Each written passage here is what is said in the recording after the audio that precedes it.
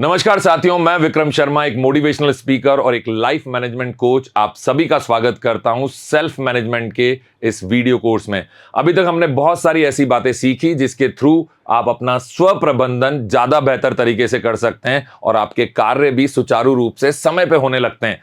अब हम इस भाग 8 की शुरुआत कर रहे हैं, जहां पर मैं आपको टीम वर्क के बारे में बताऊंगा। जब किसी समूह में आपको कार्य करना है तो किन बातों का ध्यान रखना चाहिए ताकि कार्य बेहतर तरीके से हो सके। चलिए शुरुआत करते हैं भाग 8 की। और सबसे पहले जो चीज हमें एस्पेक्ट्स ऑफ टीम वर्क, मतलब समूह कार्य के जितने भी पहलू हैं, उनमें जो सबसे सर्वप्रथम चीज आती है वो है कम्युनिकेशन, जिसे हम बोलते हैं संचार।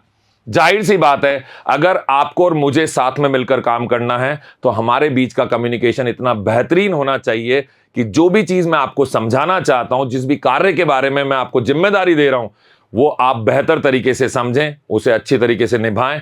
और अगर आपको कुछ भी जानकारी मुझसे चाहिए तो आप भी अपनी तरफ से इतना बेहतर संचार करें, कोई भी बात ऐसी ना हो जो टालम टोल पे चली जाए या जो छुपाने पे चली जाए, जो क्लियर ना हो, हमें समझ में ना आए। ऐसा हमें नहीं करना है, खास तौर से कब, जब समूह में काम कर रहे हैं। क्योंकि एक व्यक्ति को अगर बात ढंग से समझ में नहीं आई या वो अपनी बात को ढंग से छुपा गया और बता नहीं पाया, मतलब बताने के दौरान उसने कुछ ना कुछ छुपा लिया, उसको ध्यान नहीं रहा, जाने अनजाने में हो गया, तो ये गारंटेड है कि अब उसकी गलती की वजह से समूह के बाकी लोगों के कार्य पर भी प्रभाव पड़ेगा। तो कोशिश करिए कि जब कभी भी आप समूह में काम करें तो आप इतने बेहतर तरीके से संचार करें। और बड़ा सिंपल फंडा है, समझ रहे हैं कि आपको क्या करना है।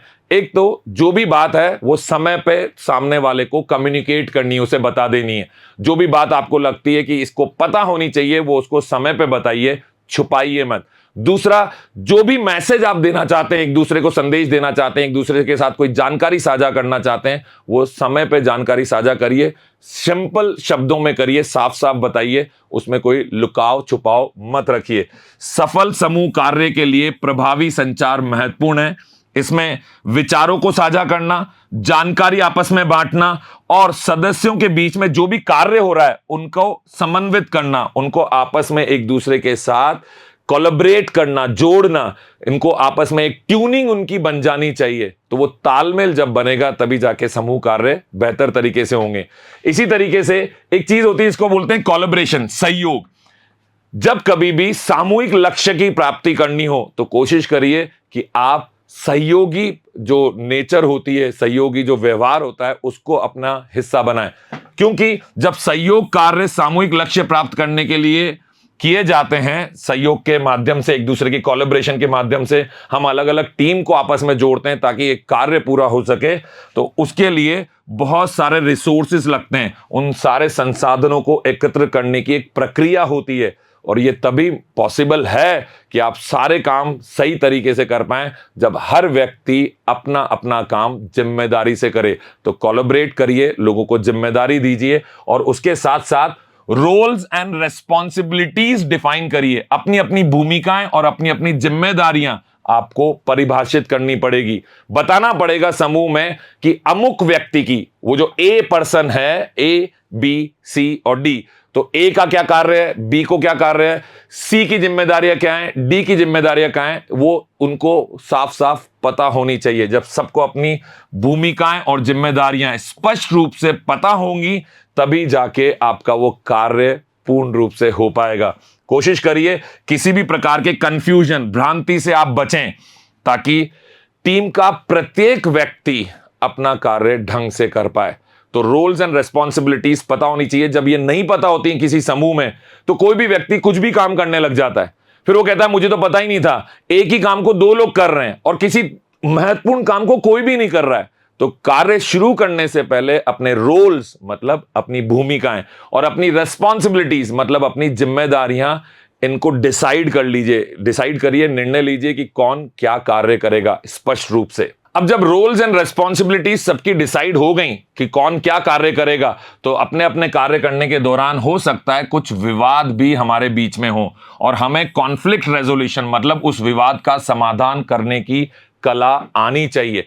सबसे बेहतर तरीका तो यह है कि आप खुलकर बात करें, स्पष्ट तौर पर बात करें, और जब भी विवाद हो तो उसका सही निर्णय, मतलब उसका एक समाधान निकाल के उसका एक निर्णय ले लेना कि अब मैं या आप इस प्रकार से इस कार्य को आगे बढ़ाएंगे। यह करना बड़ा ही महत्वपूर्ण है।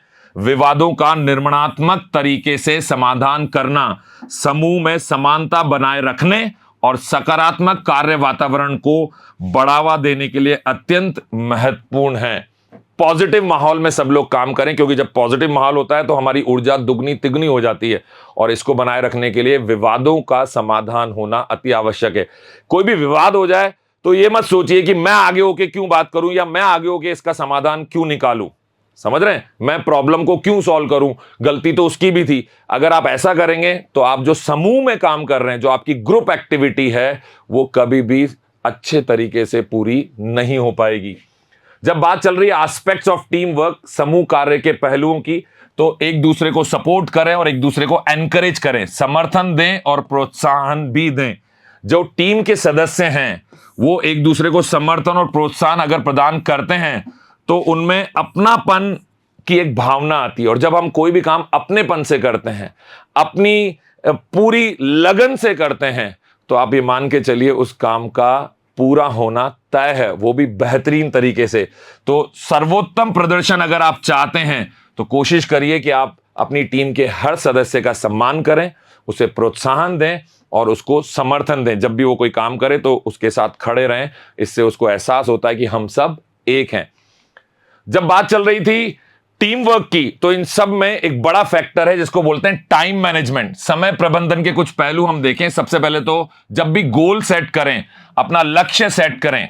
जब एक गोल बना रहे हैं, एक लक्ष्य बना रहे हैं, वो स्पष्ट होना चाहिए। स्पष्ट लक्ष्य निर्धारित करें। और लक्ष्य दो तरह के होते हैं, एक होता है अगले कुछ दिनों का हमारा टारगेट क्या है, एक होता है दीर्घकालिक, अगले 5 सालों का, अगले 10 सालों का, अगले 2 सालों में हमें क्या अचीव करना है, क्या हासिल करना है।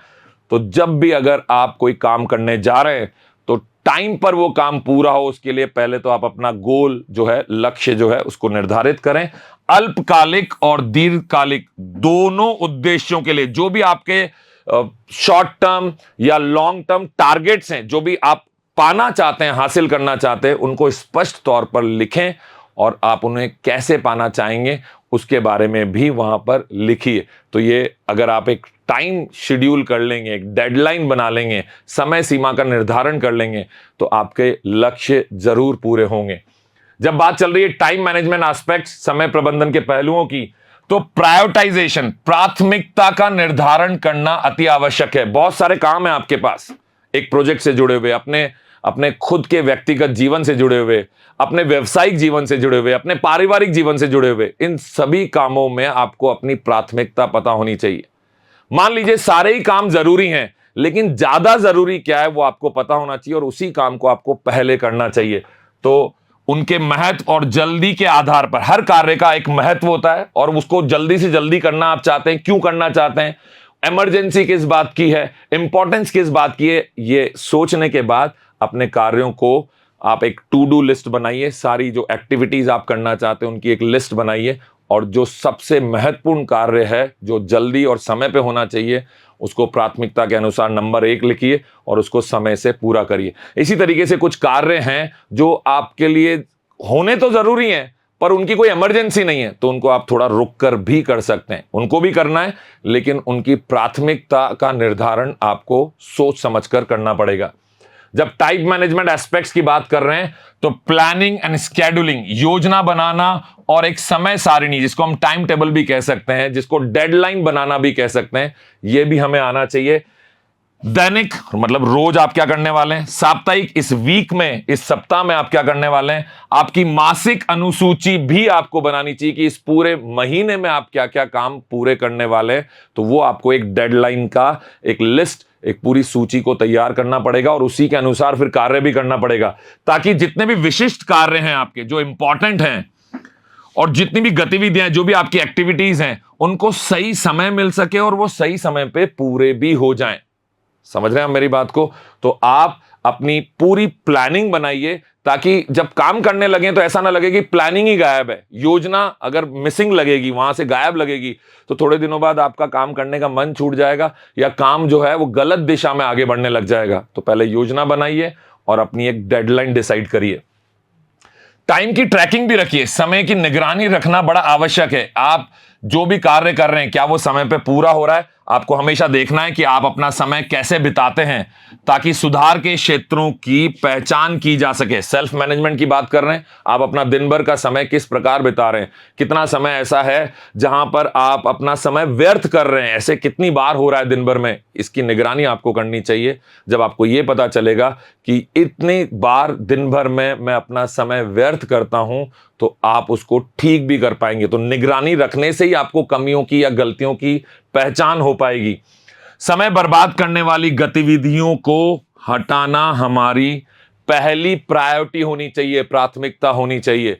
क्योंकि कई बार पता ही नहीं चलता है कि हम कुछ ऐसे कामों में उलझ जाते हैं जो हमें हमारा समय सिर्फ बर्बाद करते हैं।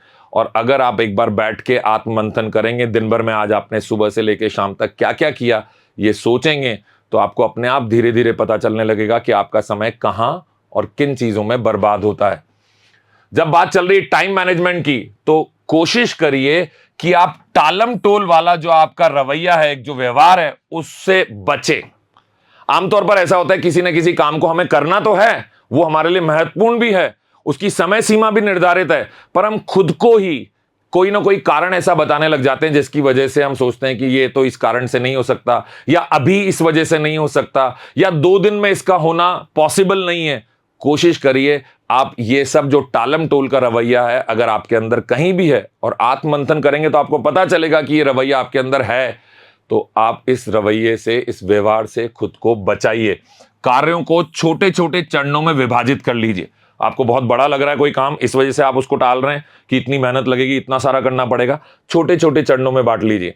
जैसे कि आप ये वीडियो कोर्स में बना रहा हूं, इसके हमने छोटे छोटे भाग बना लिए। अगर कोई मुझे कह देता कि एक बार में पूरा वीडियो कोर्स बना दो, तो हो सकता है कि मैं भी टालम टोल वाले उस व्यवहार, उस रवैये को, उस प्रवृत्ति को अपने जीवन में कहीं ना कहीं अपनाता। वो भी निकल कर बाहर आती मेरे अंदर से कि नहीं, एक साथ तो नहीं होगा, इतना टाइम नहीं है, इतनी देर लगातार बोलने से गले में परेशानी होगी, कोई ना कोई कारण निकल ही आता है जिसकी वजह से आप अपने काम को टाल देते हैं। बस अगर आपने काम को समय पे करना सीख लिया, ये कला अगर आपको आ गई, तो फिर आपको जीवन में आगे बढ़ने से कोई नहीं रोक सकता।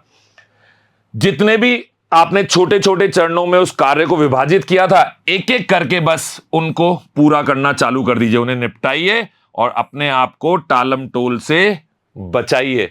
ध्यान रखिएगा, यही एकमात्र कारण मुझे ऐसा लगता है जो ज्यादातर लोगों में मैंने नोटिस किया है। मैंने देखा है कि बहुत सारे लोग काम को टालते हैं बेवजह के कारण देके, जिनमें कोई लॉजिक नहीं है, जिनमें स्पष्टता भी नहीं है कि यह बात सही भी है कि नहीं, लेकिन कारण हम बना लेते हैं न करने का। अगर आपके अंदर भी ऐसा है तो मैं उम्मीद करता हूं कि आज से ही आप इस चीज को अपने जीवन से हटाने का प्रयास करेंगे। जल्दी मुलाकात होगी आपसे सेल्फ मैनेजमेंट के अगले पार्ट में। तब तक के लिए धन्यवाद।